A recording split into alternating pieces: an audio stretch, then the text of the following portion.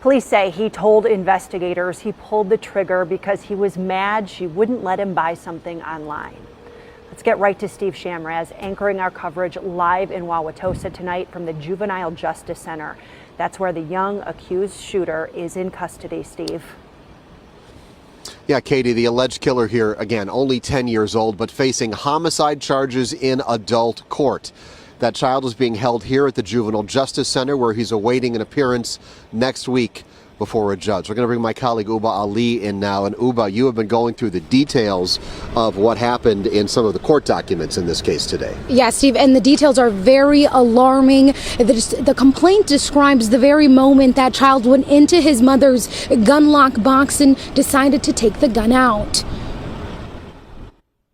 It's still a surprise when there's a shooting around Juve's quiet neighborhood. Steve Frisch has lived near 87th and Hemlock for more than 2 decades. His quiet neighborhood was shaken up last week after police say a 10-year-old boy killed his mother.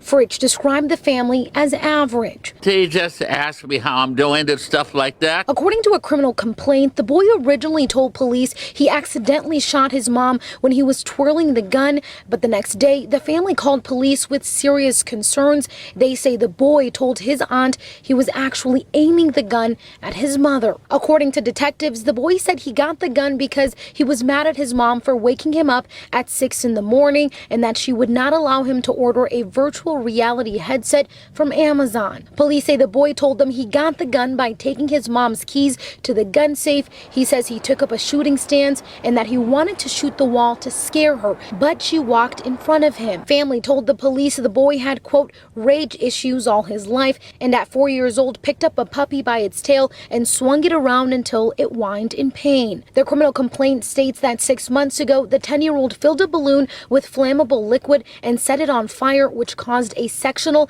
and carpet in their home to catch fire. A sibling told police the 10-year-old was meeting with a therapist who gave him a concerning diagnosis that led his mother to place cameras inside their home. The cameras were unplugged 2 weeks ago. A family member told police, quote, they felt bad for not stepping in earlier because they knew that eventually something bad was going to happen. This morning, we asked Mayor Kevlar Johnson about the charges the 10-year-old is facing. Anytime there's violence that happens in Milwaukee, whether it's committed by somebody who's 10 years old or much older than that, that gives me pause. I don't want to see anybody hurt or lose their lives in the city. In this particular case, I don't have the details just yet. This is something that is just coming to my attention just this morning.